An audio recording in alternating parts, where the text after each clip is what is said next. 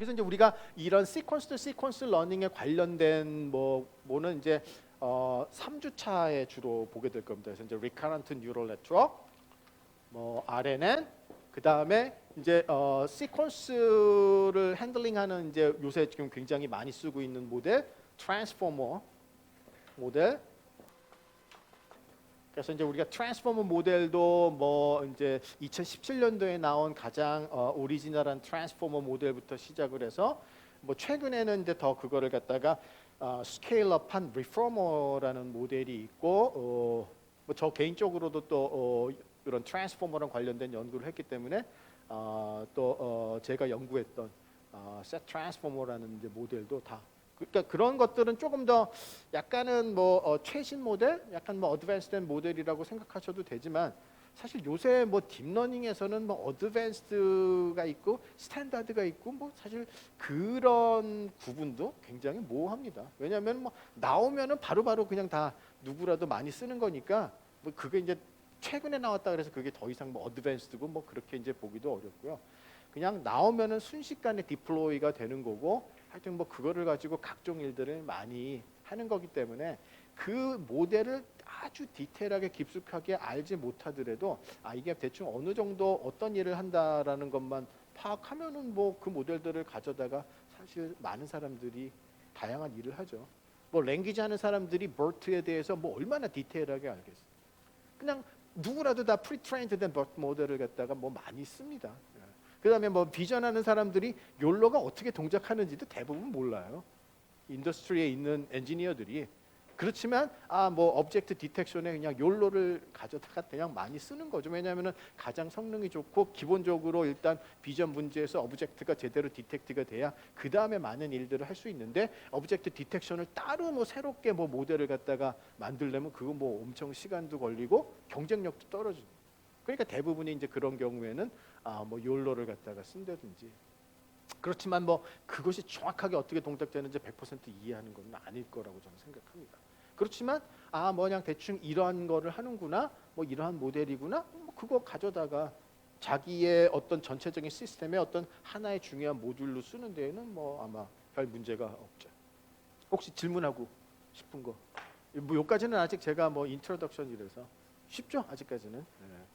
뭐 제가 첫날부터 막 그렇게 어렵게 하지는 않습니다. 그런데 어느 순간부터 갑자기 이제 이게 뭐 하나도 이해가 안 되고 그럴 수도 있을 수도 있는데 뭐 이제 녹화된 거를 갖다가 뭐 다시 보면서 뭐 이해할 수도 있고요. 일단은 뭐 저한테 그냥 계속 질문을 하시면은 창피해 하실 필요는 없어요. 그렇죠? 여러분들이 저보다 많이 알아서 여기 수업 듣는 거 아니잖아요. 그렇죠? 당연히 배우기 위해서니까 뭐 그러면은 모르는 게 당연한 겁니다. 이게 이제 어떤 일이 있었냐 그러면은 제가 아까 2006년도 논문을 잠깐 언급을 했는데 이게 이제 레이어를 깊게 쌓잖아요. 그럼 뭐 여러분들 많이 들어보셨을 거예요. 뭐 vanishing gradient. 즉 그레디언트가 사라진다. 이제 우리가 딥 모델은 이 트레이닝하는 알고리즘이 사실 어떻게 보면 딱 한 가지라고 볼 수도 있어요. 그냥 그레디언트에 의존한. 이 그레디언트에 의존해서 이제 우리가 다 러닝을 갖다 하게 되는데 우리가 이 레이어를 갖다가 쭉 높게 쌓으면은 디테일하게 배우겠지만 이제 뭐 백 프로파게이션이라는 용어도 들어보셨을 때고 트레이닝 할 때 이 그레디언트 정보를 갖다가 이제 쭉 이렇게 프로파게이트 전파를 하면서 이 파라미터들이 업데이트가 되는데 이게 레이어 하나 점점점 내려올 때마다 그 그레디언트가 상당히 미약해집니다. 아주 작은 값으로 가요. 대부분 많은 경우에. 그러면 걔에 의존해 갖고 내가 뭔가 파라미터를 업데이트해야 되는데 그레디언트 정보가 너무 적은 거예요. 그러면은 정말 조금밖에 업데이트가 안 돼요. 엄청나게 오랫동안 트레이닝이 돼야 돼요. 그걸 갖다가 그 vanishing gradient라고 하는데 그게 레이어가 많으면 많을수록 그 문제는 심각해집니다.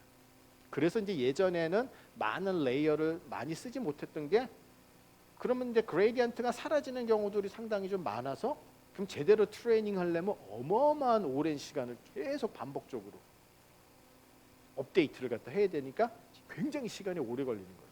그리고 그 당시에 컴퓨팅 리소스로 그만큼의 시간을 기다릴 수 있는 사람이 거의 없는 거예요. 뭐 한 번 트레이닝 하는데 만약에 1년 걸린다. 그럼 누가 그거 어떻게 할 수 있겠습니까? 그렇죠? 한 번 해보는데. 근데 그 당시에 1년 걸렸던 게 뭐 8, 90년대 1년 걸렸던 거 지금 뭐 1분도 사실은 안 걸리는 정도 수준이 됐죠. 근데 이제 그런 거를 갖다가 이제 약간 돌파할 수 있는 하나의 아이디어가 아까 그 2006년도 논문에서부터 발표가 돼서 뭐 이제 이렇게 프리 트레이닝이라는 거. 그러니까 어떤 레이어별로 좀 미리 트레이닝을 시켜 놓으면은 훨씬 그 베니싱 그레디언트 문제를 갖다가 좀 많이 완화시킬 수 있다라는 아이디어들이 이제 나오면서 그래 그러면 이제 조금 더 우리가 딥한 레이어를 갖다가 쓸 수 있겠구나 좀 더 효과적으로 뭐 이제 이런 것들이 이제 2006년 논문이 기본이고요. 뭐 트레이닝 하는데도 이제 여러 가지 새로운 방법들이 나오고 뭐 우리가 다 볼 겁니다. 이제 다 이제 배울 내용이고요. 뭐 그 다음에 이제 액티베이션 펑션도 좀 예전에 쓰지 않던 뭐 이렇게 좀 뭐 rectified linear unit ReLU라는 건 많이 들어보셨을 거예요. 그래서 어떤 네거티브한 값이 들어오면은 그냥 다 0으로 다 만들고 포지티브한 값은 이제 리니어하게 바꿔주는 이제 이런 그 ReLU 액티베이션 펑션, 뭐 액티베이션 펑션 종류도 이제 다 우리가 다양한 액티베이션 펑션들이 어떻게 생겼는지도 다 볼 겁니다. 그렇지만 이런 것들이 조금 근데 이 딥러닝의 어떤 조금 다시 부활을 하면서 부활의 초창기에 이제 몇 가지의 기본적인 아이디어고요. 뭐 지금은 뭐 훨씬 그거보다 더 많습니다. 자, 실습은 여러 파이토치 프레임워크에서 이제 대부분 할 겁니다. 그래서 제 개인적인 생각으로는 물론 뭐 인더스트리에서 텐서플로우를 많이 쓰지만 점점점 사실은 더 파이토치를 갖다가 쓰는 비중이 사실은 전 세계적으로도 높아가고요.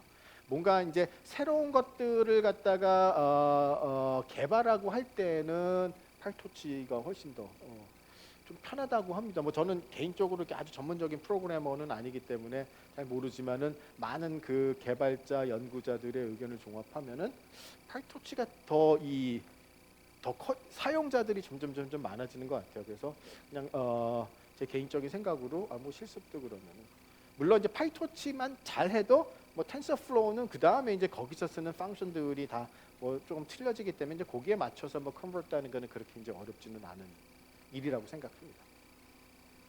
뭐 하여튼 이제 우리가 이런 딥러닝은 이제 레고를 가지고 노는 거랑 거의 비슷한데 뭐 실습은 그래서 이게 좋기도 하고 안 좋기도 하고 그렇습니다. 그러니까 디테일하게 자세히 모르는데도 그냥 막 할 수 있으니까. 근데 또 물어보면은 잘 몰라요. 근데 그냥 얘가 알아서 다 해준대요. 그냥 파이터치 안에서 어떻게 하는지는 잘 모르고. 그러니까 그게 좋을 수도 있고 안 좋을 수도 있는 거죠. 네. 그러니까 이제 코딩하는 방법도 그러니까 이제 예전에 진짜 처음부터 그냥 다 하나하나 백프로파게이션도 다 일일이 유도해서 코딩을 하던 시절하고 지금은 완전히 또 틀린 시절이고. 자, 그래서 뭐 이런 스피치 레코그니션들 이제 우리가 딥러닝의 어떤 하나의 유행이 보통 이런 말 많이 쓰죠. 엔드 투 엔드 러닝. 엔드 투 엔드 러닝이라는 거는 데이터 들어오면 딱 하나 모델이 있어서 걔가 그냥 다 처리해 갖고 빵 원하는 아웃풋을 갖다가 내주는. 근데 이제 예전에는 음성 인식을 어떻게 했었냐 그러면은 자, 오디오가 데이터가 인풋으로 들어오면은 이제 그거를 적절한 텍스트로 바꿔주는 게 이제 음성 인식인데 그러면은 처음에 오디오 데이터를 처리하는 게 뭐냐? 어쿠스틱 모델. 왜냐하면 이제 그게 어떤 오디오 웨이브를 갖다가 처리를 해야 되니까 이제 어쿠스틱 모델이 있고 그 다음에 어떤 작은 음소에 해당되는 포네틱 모델을 만들고요. 그 다음에 전체적인 그 문장을 이해하기 위해서 랭귀지 모델이 들어간 거죠. 그러니까 어쿠스틱 모델, 포네틱 모델, 랭귀지 모델 이런 것들이 쭉 다 순차적으로 연결이 돼서 이제 이 마지막 음성 인식이 완성이 되는데 야, 뭐 지가 엔드 투 엔드라는 거는 야 그냥 하나의 딥 네트워크로 그냥 오디오에서 바로 텍스트로 그냥 매핑이 되는 거를 그냥 직접 딥 모델이 데이터로부터 찾게 해서 모든 것들은 다 끝내죠. 그러니까 어떻게 보면은 이제 전문적인 음성 인식에 대한 지식이 없더라도 그냥 딥 네트워크 가지고 그냥 트레이닝 데이터 넣어서 그냥 트레이닝만 잘하면은 되는. 그래서 그러니까 음성 인식이라는 전문적인 지식이 없어도 그냥 딥 네트워크를 어느 정도 아는 사람이면 뭐 예전 제 졸업생 중에 한 명, 뭐 저는 음성 인식을 하지도 않고 그 친구도 석사 졸업만 했는데 음성을 들어본 적도 없어요. 근데 이제 회사 가서 일하는데 뭐 음성 인식 거기 그 도메인이 맞는데 음성 인식기를 갖다가 뭐 하나 만들어야 됐나 봐요. 4개월 만에 그냥 꿀딱꿀딱 음성 인식기를 만들었는데 뭐 컴피티션에 나가서도 그냥 리더보드 안에 드는 그런 좋은 걸 만들었다 그러더라고요. 그래서 하여튼 이제 그 정도로 충분히 할 수도 있다는 거죠. 이제 그런 거가 장점이 뭐냐? 바로 이제 이런 딥 네트워크로 이제 엔드 투 엔드 러닝으로 해결을 하기 때문에. 그 뭐 음성만 가능하냐? 컴퓨터 비전에서 이미지들, 텍스트들이 들어오면은 레이블로 가는 매핑도 전통 트래디셔널한 컴퓨터 비전 방법들이 키포인트를 찾고 피처를 찾고 그 다음에 이제 뭐 디포머블 파트 모델을 만들고 했지만 다 하나. 머신 트랜슬레이션도 쭉 그냥 엔드 투 엔드로 이렇게.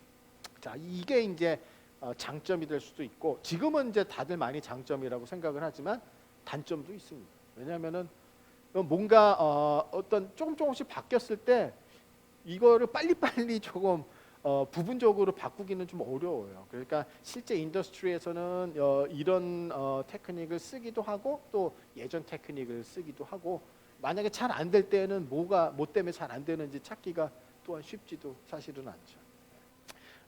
잠깐만 10분만 쉬었다가 조금 더 인트로덕션 하고 바로 이제 본 수업으로 넘어가도록 하겠습니다.